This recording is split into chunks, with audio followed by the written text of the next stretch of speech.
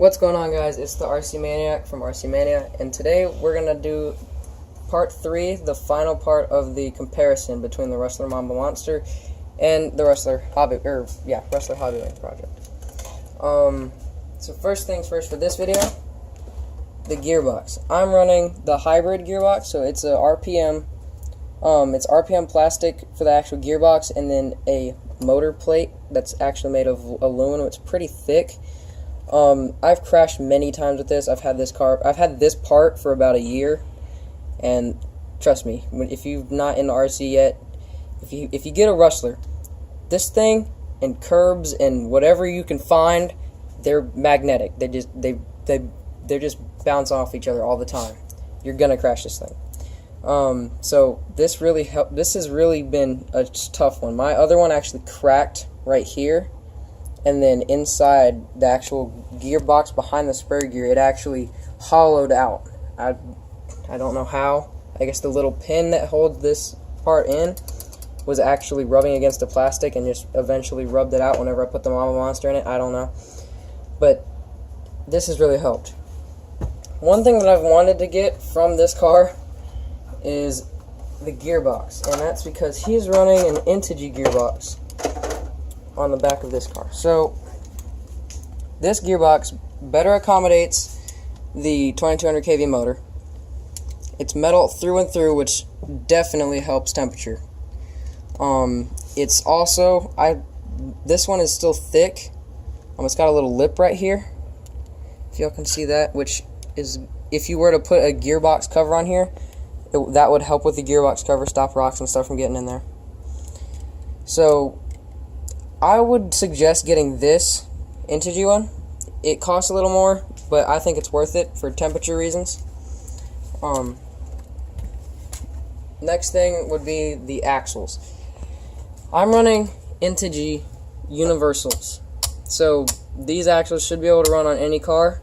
I've had no problems with them. This little part right here actually extends out, so I can't really show y'all that without taking it off, but I don't know if I can see that it moves a little bit right there.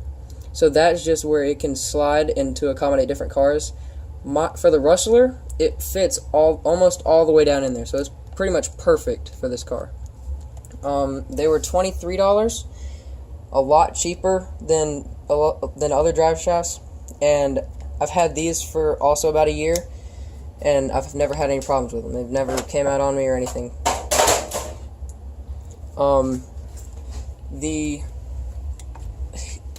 Rustler Hobbywing project is running MIPs. These are highly sought after. I mean, people get these for many reasons. One, they're beefy. These things don't break. I mean, you're never going to break these. These things are insanely thick. The insides are, it's like a star. If y'all know what like a star driver is, it's pretty much a star driver on the inside. This thing is tough to assemble though. It's got several parts and they can fall apart. The only problem, not breaking wise, but just they can slide out and fall off of the car if you don't screw them in tight enough, use Loctite and all that. So if you assemble these correctly and you really maintain, these are kind of high maintenance, I guess is what you would say. Whereas the Integy ones are more of a set it and forget it. These are, you need to check them, tighten down everything. My friend has actually had these come out on him while he was driving, so definitely not a good quality, but if you just put some Loctite on it, I think they'll be okay. The next thing is fans. As you can see, we both are running an ESC fan. The Mama Monster and the Max 8 come with ESC fans. The only difference between mine as far as fans go is I'm running a Mama Monster Castle fan, which is for 8 scales, and he does not have a fan on his. We both have heatsink fins. Mine, the Mama Monster, you may notice the heatsink fins go all the way out to the side, whereas this one stays generally in the middle. Besides that, the motor is not that much different. They're both 2200 kVs. They're both 8 scale motors.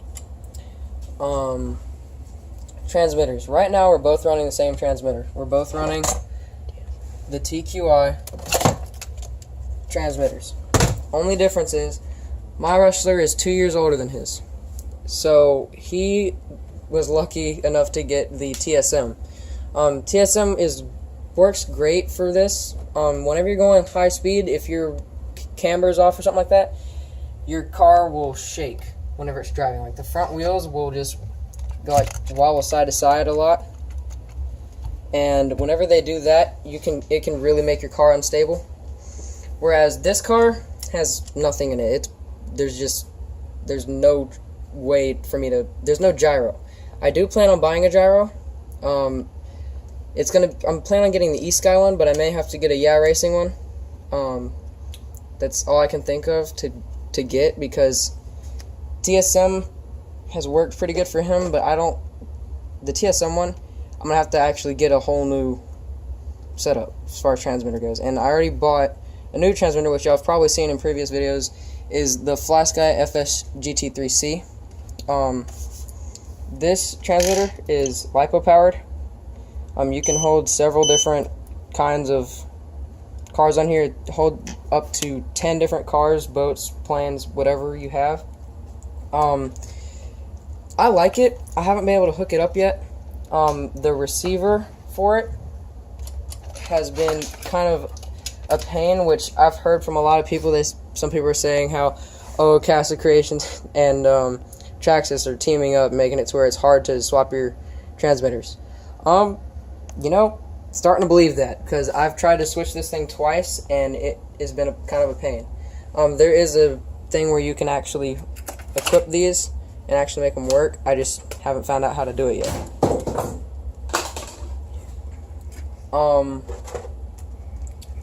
Next thing to talk about is just right now, as y'all know, I've already got some different I've had a battery, and y'all might have noticed it in the last couple videos, but I've been running the Power Hobby 5200 mAh 50C LiPo.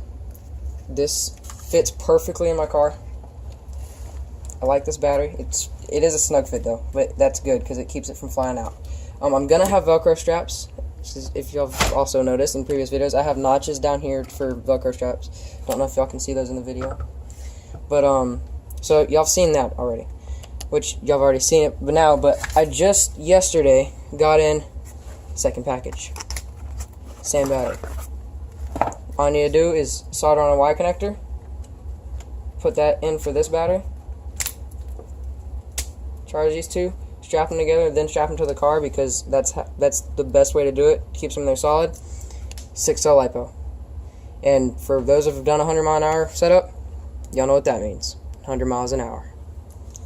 So I'm going to do some more videos. Just be on the lookout for some run videos. Especially in about a week, I'm going to do more videos, because I'm going to have that 34 tooth, the 31, the 32, the 33, and the 34 tooth spur gear. Once I get those, I'll be putting in some numbers. So, this is about it for the review videos, guys. I'm about to start doing run videos. Drop a like, it always helps, and as always, subscribe. Have a nice day.